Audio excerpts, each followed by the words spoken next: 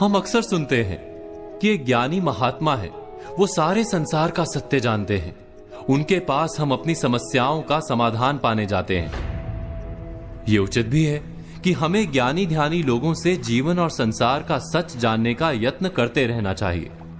लेकिन क्या आपने कभी सोचा है कि संसार का समूचा सच आपके अपने सोचने और समझने पर निर्भर करता है। कोई ऐसी विद्या नहीं जिससे संसार में बिखरे सारे ज्ञान को कोई एक व्यक्ति समझ ले और हमको समझा दे। संसार का समूचा सच जानने का दावा करना एक प्रकार का मन बहलाव है। हमारी समस्या यह होती है कि हम अपने काम में आने वाले तथ्यों को ही संसार का सारा तथ्य या सत्य मान बैठते हैं। एक उदाहरण के लिए, हमें जिस नगर जाना होता है, हम उस तक जाने के ही रास्ते की खोज करते हैं।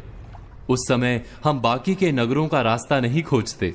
उस खास यात्रा के समय वो शहर ही हमारे जीवन का अंतिम और परम सत्य होता है।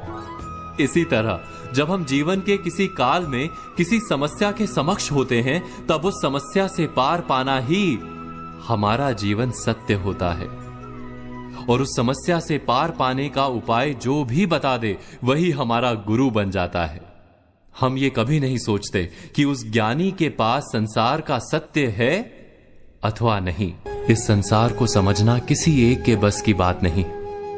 इसे हम सबको हर पीढ़ी और हर युग में समझने का यत्न करना होगा।